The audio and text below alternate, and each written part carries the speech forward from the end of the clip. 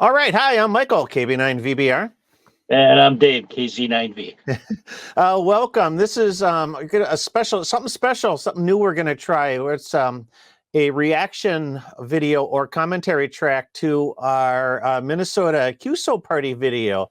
And Dave, this was quite a weekend. So It was. It was. And I thought maybe if we just take a look at the video and we could make some comments on what's going on and, right. Maybe share some insights, and we'll kind of see where this goes. And if this works out and people like this kind of thing, this might be something that we can do for future videos. So sure. Yeah, we've got plenty of insight. Yep. I've already seen the video, so I know what's laying on the cutting room floor. So, well, yeah. Of course, yeah. It's I don't want you to go in totally blind, and I've been looking at it like crazy for the last 2 days. So I'm glad to kind of, it'll be like my sort of the director's commentary and then your commentary on it, but what maybe just a little bit of background information. So this was the Minnesota QSO Party was Saturday, February 3rd, and Dave and I went mobile in hit 3 counties, 3 parks on the air parks and POTA entities for the day. It was 10 hours long, and I'm not going to share our score or how we did yet, but it was. It was a pretty big deal. There was a lot of prep work that you did in going into the contest. And this isn't the first time we've done this. This is the 3rd time we've done the QSO Party, and we've kind of learned from each experience. So I guess that's kind of the easiest way to sort of kind of preface this thing. So maybe we can. And the weather this time was far better than any of our previous attempts. Yeah, February. Minnesota in February is unique, and this was definitely the nicest QSO Party day or weather-wise experience that I think we've ever had. Yeah. So with that, maybe let's I'm going to cue the video up, and we'll sort of talk over it. We'll pause and add our own reflections to it, and kind of go from there. So sound good? So roll the tape. Okay, we're gonna roll it. And here we are pulling out of Dave's garage. Yeah, it's. I want you to pay special attention to the fact that it's pitch dark. It is very early in the morning. It is 5:42 a.m. right there on the console. Dave is not a morning person. No, and I had a hard time sleeping the night before, so I had been up since 4 a.m. So I'm already approaching hour number 2. So. That might explain something you're going to see a little later in the video. Yeah, but we had to stop for some breakfast, a quick cup of coffee, and now we are crossing the bridge into Wabasha, Minnesota. That's the Mississippi River Bridge. You can see the sign right there. So this is our first. Our first foray into the state. Of course, we got to cross the state line. So we do, that's the Wabasha Bridge. I like the old Wabasha Bridge better because there was that steep 90-degree turn right at as you came into the city. So driving to our first park for the start of the Minnesota QSO Party. And a beautiful weekend it is. This is about 7 o'clock in the morning by the time we crossed the border. And so it was still pretty dark out. I think the sun was just about starting to rise. Spring weather in the first weekend in February. Yeah, if they ever change the start time to 9 o'clock, I would be one happy camper. You'd like noon, wouldn't you? That'd be better, yeah. Yeah, yeah. 40 QSOs and 86 multipliers. So we're This year, our goal is to double that. the first park is Frontenac State Park, so it's a little bit north of Wabasha, Red Wing, Minnesota. So it was about a 20-minute drive, What that'll do, and if our yeah, we just kind of turn the camera on and sort of that'll put us in third place. you know, BS for about 15 minutes on camera, and I'll make that a separate video. But Yep. to keep our Q rate. Yeah, Frontenac is a nice park. It's the northernmost part of our route for Saturday, and that was a good place. It was a good place to start. I think so. I think so. And it's on the top of a bluff, so you got this beautiful views of the Mississippi River, and it's nice big parking lot to set up in, and yeah, that park worked really well. Designed this. You can kind of see the sun sort of rising over our shoulder here. We're heading north, so it's a plan. This is an A-team style plan. The A-team. We're gonna set up an. Yeah, you called it a scheme. It wasn't a scheme. It was a well thought out plan. With a portable mast. And, yeah. You know, I put way too much effort into this for the 3 or 4 days before it. That's the problems, but. Yeah, exactly. We're gonna do 3 parks. We're going to operate for almost 3 hours. Almost 3 hours per park. It's a 10-hour contest. That's the plan. If we can. So, yeah, the plan is 10 hours, so 3 hours a park, and we did that pretty close to 3 hours a park. So. Yep. And then drive. And our strategy for people that aren't familiar with QSO parties like this, our strategy was to be mostly stationary and just move from one park to the next in order to maintain the constant pileups. Yeah. Well, most of the mobile strategy is to stay in motion the entire time and just race from one county to the next to the next to the next to maintain the pile. So there's two distinctly different ways to skin this cat. Yeah, you know, most mobiles will go from county to county to hit as many counties as they can. You know, we did the opposite. You know, we picked 3 counties that were with spots that were close together so that we could maximize our stationary time, actually. So, and so here we are, we're kind of pulling into Frontenac State Park. And the first thing you got to do is you got to climb that big hill into the bluffs. There's the Mississippi River. Yeah. Rattlesnakes. I didn't see any of those. No, I think they were hibernating. Now, this is where we're going to talk a little bit about the antenna here. So, Dave, you spent a lot of time kind of thinking about this antenna, running that end-fed half wave off the back of the truck. So, yeah, it's a sort of beam telescopic mast, and I've had it for several years. I use it for POTA activations a lot, and it's only about, I think it's maybe 22 or 23 feet tall, so it's not enormous, but it gets the center of, in this case, the end-fed half wave up off the ground.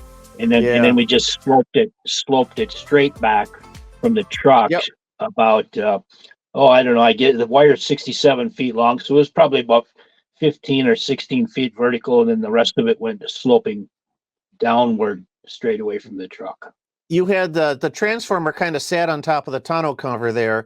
So so you had it was in an L configuration, so about vertical for about 16 or so feet, and then outwards in that sloper configuration. And you can kind of see the guy ropes that sort of hold that the mast in place. So you can put a little bit of tension, on the antenna, and the ropes there will keep the mast up mostly vertical.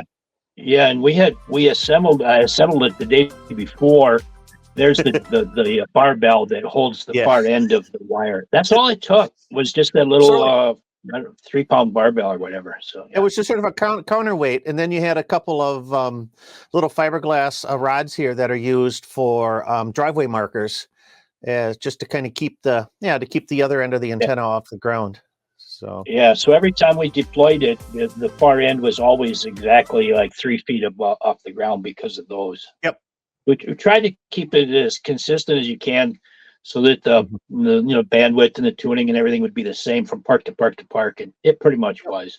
It pretty much was. Yeah, you took up. Yeah, it looks like you're taking up about 1, 2, 3, 4, 5, 6, 7, 8 parking spaces here. So Yeah, and when we got there at 7:30 in the morning, that was a non-issue. I think there was only one vehicle in the lot, but when we left 3 hours later, the parking lot was really filling up. It's starting to fill up.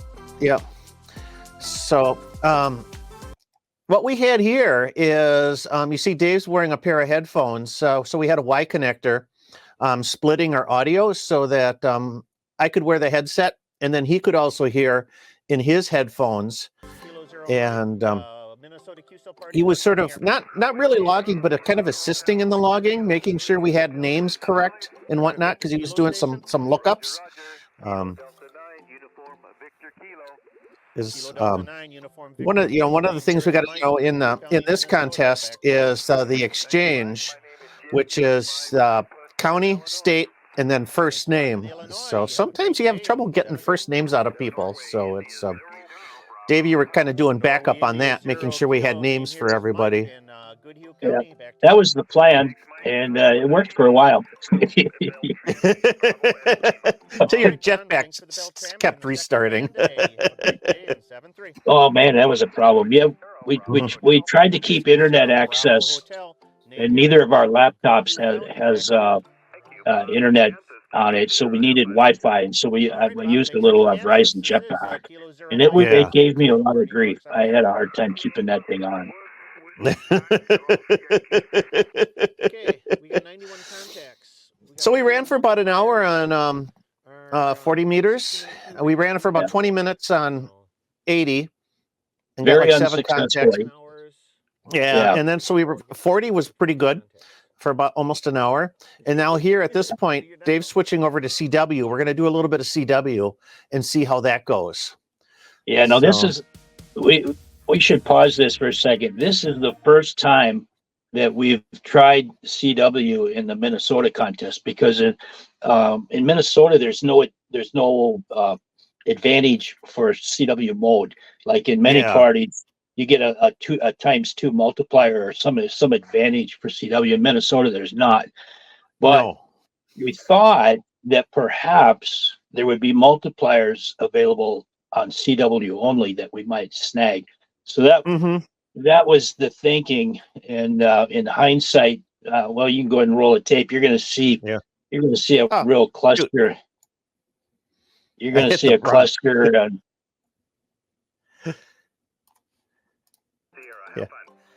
Yeah. Bob, thanks for the Kansas. This is Kilo Zero Mike, Minnesota QSO Party, Parks on the air. Did it rewind just a little bit? I think it did. Oh, because I had my mouse in the wrong spot. So oh boy. Okay, so we're set up here, and so what's going to happen here is you're gonna hear a little bit of CW, and it's me, doing the code, and I've stored all those necessary macros, and so I was fully prepared, and I have done POTA activations with CW pretty successfully. So I thought I was ready for this, okay? Well, we sent CQ and spotted ourselves in it, and I was all of a sudden just inundated with calls. I had no idea that we were going to be that popular. And so what happened... You can hear... He's just everybody zero beat him because you had your transmit power set to 50 watts. So yeah, that was a mistake. For POTA activations, I usually run about 5 or 10 watts, but I set it at 50 because I wanted to make sure we had calls, and oh my God, yeah. It was a zoo. Oh yeah, so it was constant. The problem was that my CW skills not good enough to be really effective in that pileup, and so our rate went down.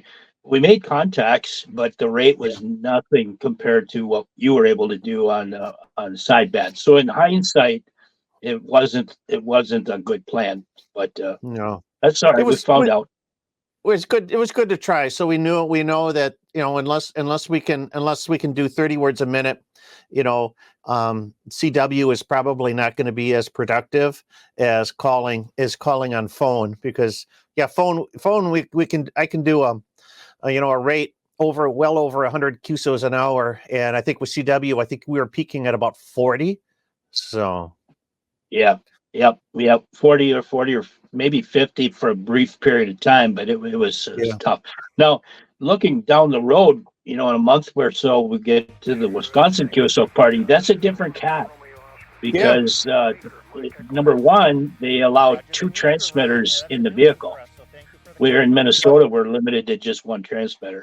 So when we get to the Wisconsin deal, we'll probably have 1 transmitter on CW, and in Wisconsin, the CW contacts count double. So, that's right. So it's actually worth it to have that CW running, because that the extra points equalizes our the slower QSO rate. So it'll be even better if our CW operator Klutz could up his speed. So now we're mobile. Get up to 30 words a minute, and we'll smoke.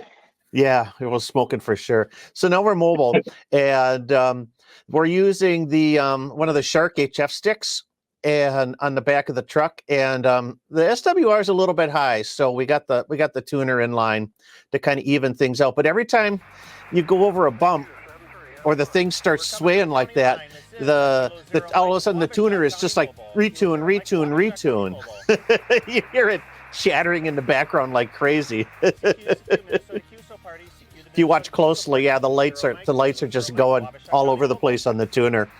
But people heard me, so you're just insane. Yeah, historically our rate has been just pathetic when we're in motion like this. But you made a lot of contacts, because we were on the road for about 40 minutes. For 40 minutes, and I had almost 50 40-meter contacts. So we got a lot of counties in Minnesota that way. You can see the off at Dave's shoulder. There's the Mississippi River. There's the bluffs. So we're just traveling down the western side of the Mississippi River. All right, Dave. Thanks for St. Louis. Good luck in the contest. And we're pulling into John Lash State Park, Minnesota City. Minnesota City is just north of Winona, Minnesota, in Winona County. So we actually we went from Goodhue County. We traveled all the way through. It's 12:45. We're about the halfway point. Wabasha County to Winona County, and now we're at John Lash State Park. And now we're getting set up for to do another 3-hour run. And we are doing okay. 284 contacts at the halfway point, which is not quite where we want 284 at halfway. So this is about 1:00 p.m. I think it was actually 1:45. When we did we finished up because we did 40 meters in the road, and then we pulled into the park and we did another run of 40 meters stationary. But 78 multipliers. Yeah, so we worked 39 different counties in Minnesota, and I don't know how many states. So I guess I'll have to do the math. But yeah, almost half the counties in the state.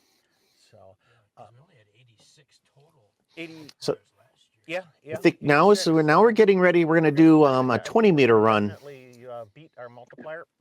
So, the hardcore guys from my contest club that are watching this video are saying you guys spent too much time yakking and not enough time. And that's the problem. If we want to make a video, I gotta allocate a certain amount of time to kind of do stuff. But we're gonna switch bands to 20 meters. We did. A lot of what was shot inside the vehicle, though. I was using GoPros, which was a lot. They work really well in that confined space, but it allowed us to kind of do these really short, quick chats. So which was only like a minute and a half. Yep. But now we're back on 20 meters.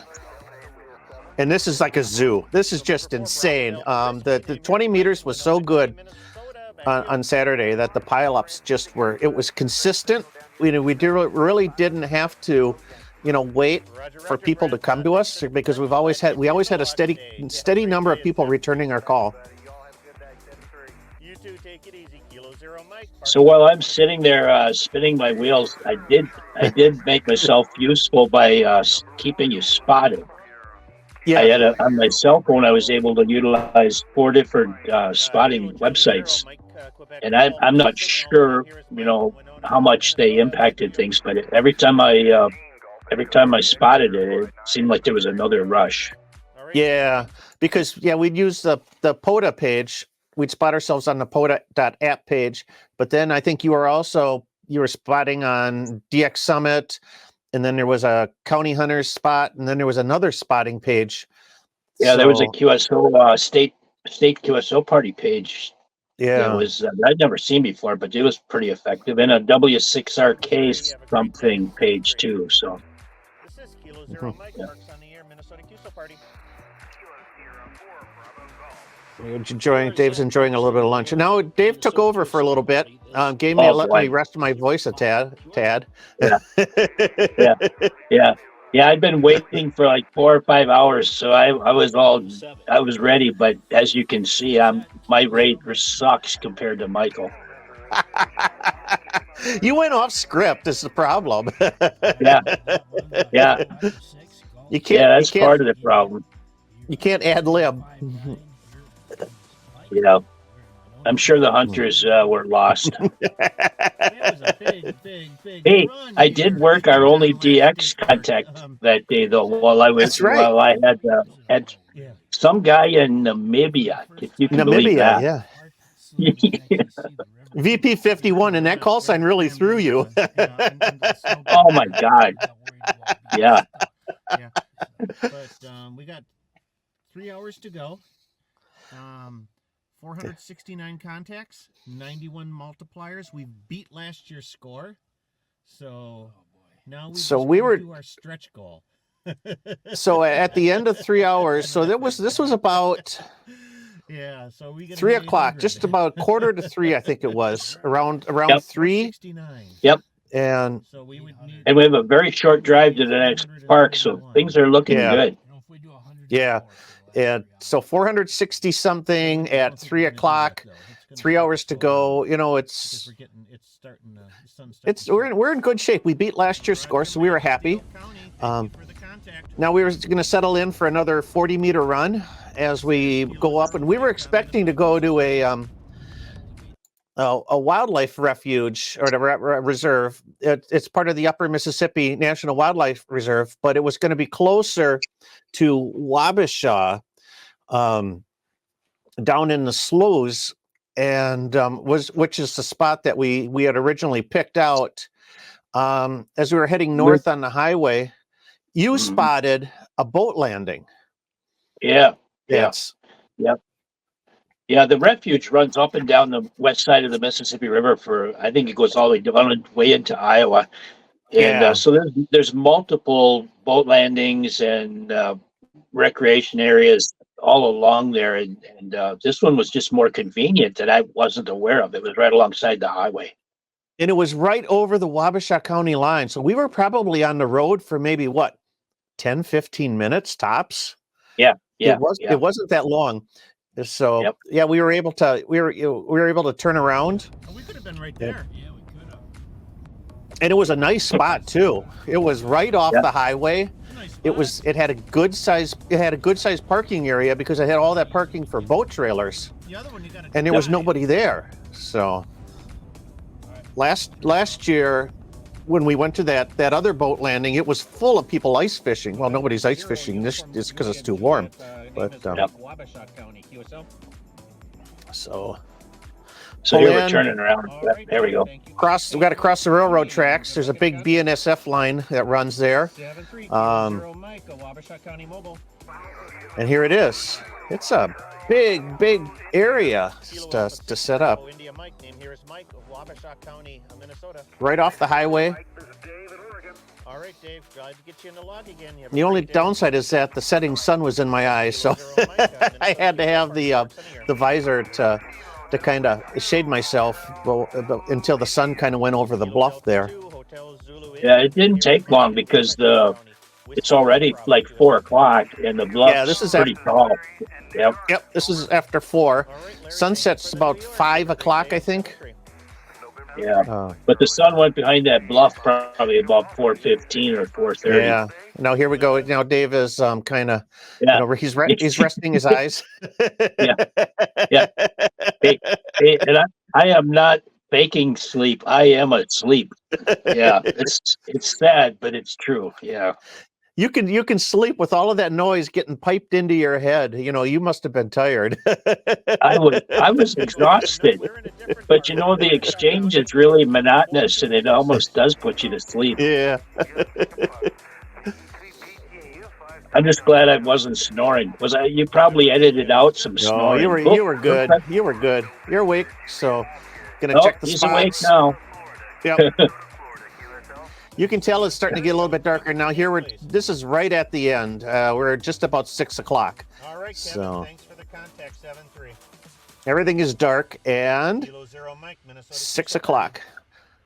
So we should probably talk about, we were getting towards the end here, and we ran almost exclusively 20 meters on at this last stop, at this last park, until about the last 40 minutes. You kept nudging me and saying, we got to switch bands. We got to switch bands. And yeah, I really wanted to get on 40 for the last hour with the expectation that there would be a lot of Minnesota multipliers that we would be able to grab because we had spent so much time on 20 that we had every single state multiplier with the exception of Hawaii, Alaska, Vermont, and Washington, D.C. So 20 meters really wasn't going to be any help for multipliers at that point where 40 could. And so I got you to change at about 20 after 5. It was about 20 after 5. I finally changed. Yeah. And the thing is that the rate on 40 was turned out in hindsight, the rate on 40 was just as good as it was on 20.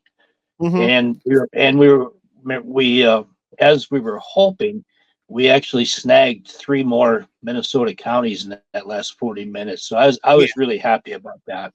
We did pick that up. The band was starting to go a little bit long. So we were getting a lot of the stations we had on 20.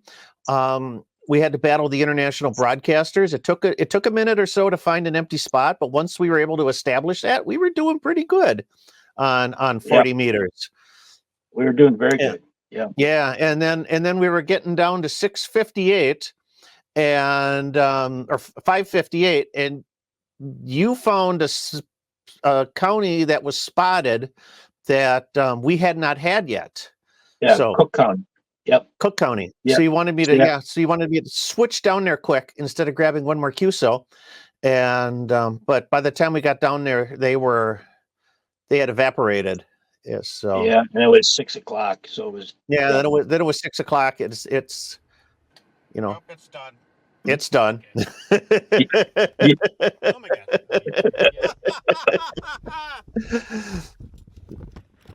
god. So I don't know what to say. what? Yeah, he's only been talking steady for 9 solid hours. He hasn't anything to say. Didn't have anything to say. Let's see here. It is 6 o'clock. It's the end of the Minnesota QSO Party, and what a ride it was.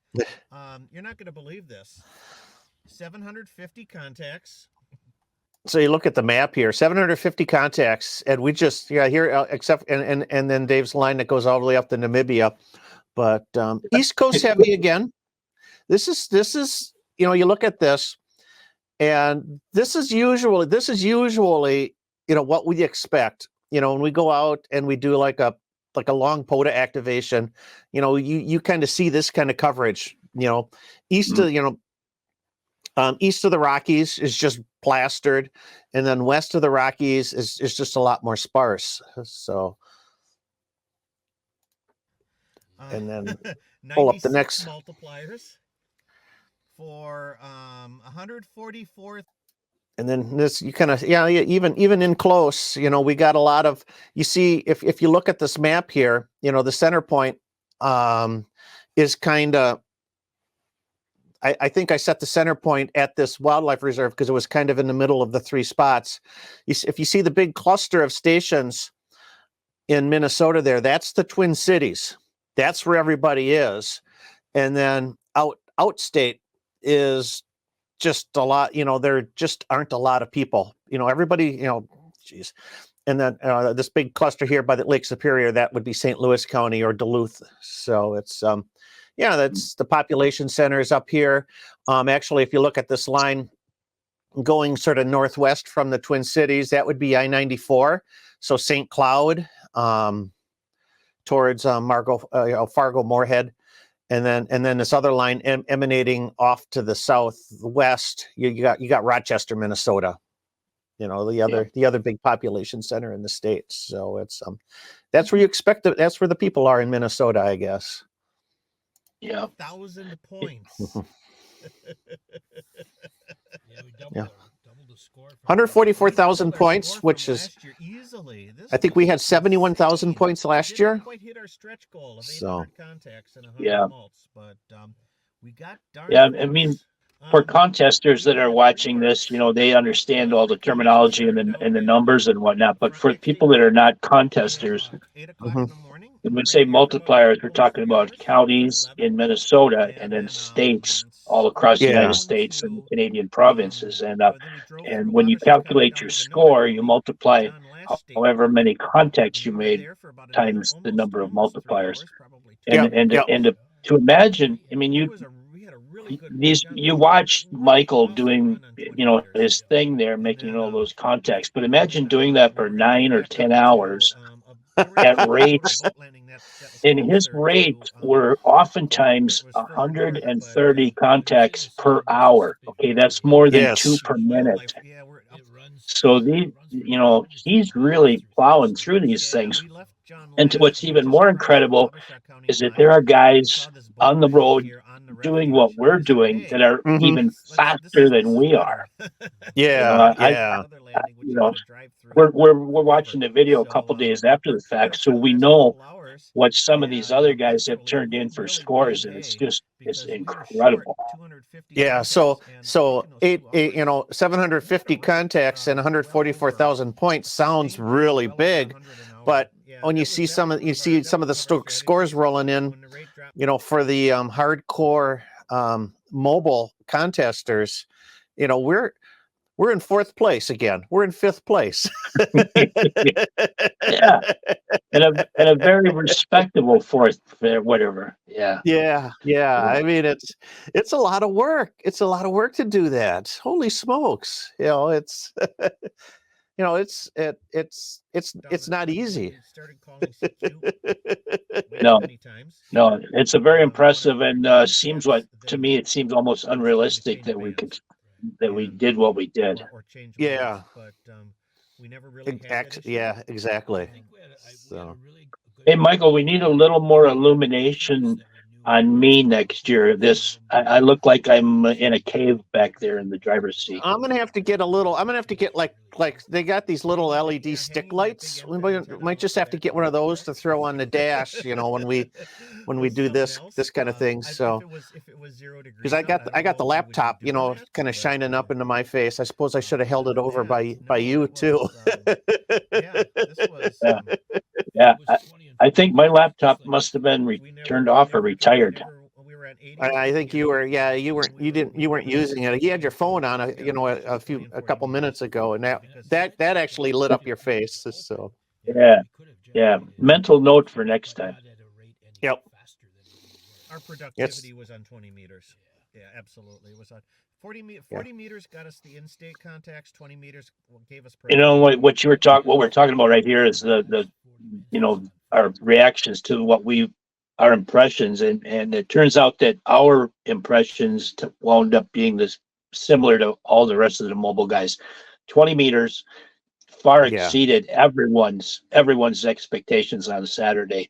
There were guys that had plans to be extensively on 40 and often had plans for 80 meters that just never happened because 20 was so good.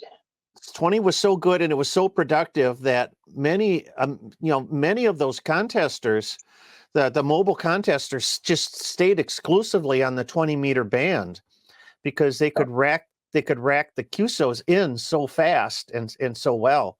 And Minnesota multipliers be damned, Yeah, it came at the expense of multipliers, that's for sure. Mhm. A lot of these guys had twice as many contacts as we did, but way fewer multipliers. So Yeah, there's which is yeah, which is kind of there's sad because strategy. as a mobile operator, that's one of your strategies because if for a good score, but too, one of the expectations of being a mobile operator in a QSO party is you're activating rarely seen counties to give other players in the contest a chance to get those multipliers. But unfortunately, that this year that wasn't the case because most of them, the big guns in the mobile scene were they were all on the 20-meter band, which was just totally over the head of the average Minnesota operator. Mhm. Yep. But, Yeah, what's ironic too is we got about half of the counties in Minnesota, which is about what you'd expect. But what was disappointing is that Wabasha County is sometimes fairly rare. And so we probably gave out at least 200, maybe 300 contacts from Wabasha, and we're unable to make a single one of our own. So we didn't get Wabasha. We'll have to remedy that for next year. Maybe find somebody to we can get that contact from. Yeah, we'll have to flag somebody down on the road and give them a handy talkie and give them oh man. Thanks a lot, everybody, for watching. Michael, KB9VBR. And there's the end. So. All right. Well, hey, that was pretty good. And I hope that gave. It's a lot of fun. I mean, I hope that people that watch the video, if nothing else, I hope they get the effect that these two guys are having a hell of a good time on a Saturday in Minnesota. So. It is fun. It's a lot of work. You think that sitting on your butt for 10 hours, isn't hard, but it's stressful. And you're just sort of mentally exhausted. It's just to put in all that effort because you're listening and you're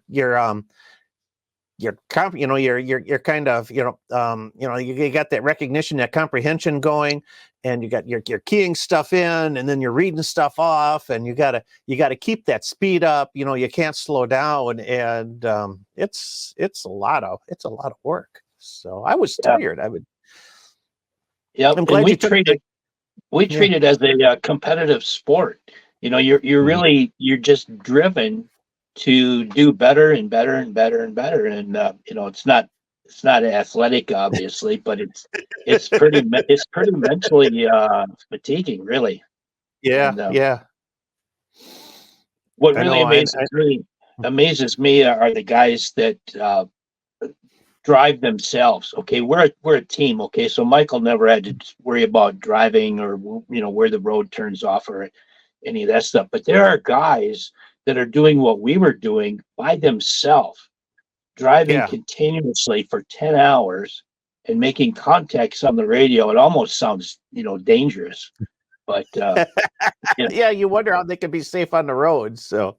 Oh my goodness, yeah, it's amazing, and just staying awake and rattling these contacts off, 2 or 3 every minute for 10 solid hours.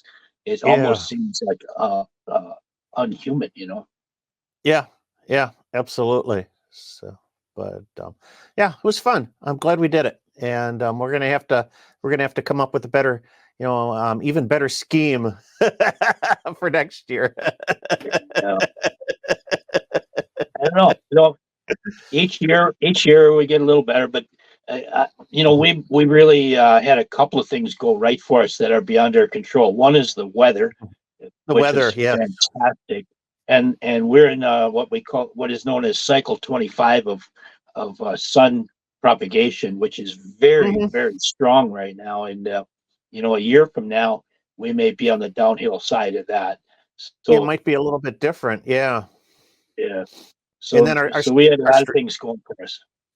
yeah, our strategy might change, as we take that, the downward slope will be, it won't be, it won't be a steep down, but it's the downward slope is going to change how we're going to, how we're going to sort of approach things. It might be more, in a couple of years, 40 meters might be the more important band. Yep. And in-state contacts might be more, in order to get those multipliers might be more critical, because you don't have that reach, with the other bands. So Yeah. yeah, yeah, every year is different. And just because of how a propagation goes. And of course, here in wintertime, the weather plays a big difference. And in one year, it was like in the teens. I think it was a lot colder. And it's that set picking and choosing antennas to set up makes a difference, because you don't want to spend that much time outdoors. Yeah, and Outside the the wind vehicle. could have been the wind would have been troubles with that pole and the Mhm. wire too. You know, we didn't have it to deal with any of that, so it was a beautiful No. day. Perfect. Yeah, exactly. So all right. So, well, I hope as you found, as a viewer, you found this, kind of instructive on what we were thinking, how we were kind of approaching things, on how, the mobile operation for the Minnesota QSO Party. If you like this sort of commentary reaction type video, let me know. Drop me a line. Drop me a comment. If you want to see it see us attack future videos this way, I'd love to know that. And maybe we'll do this.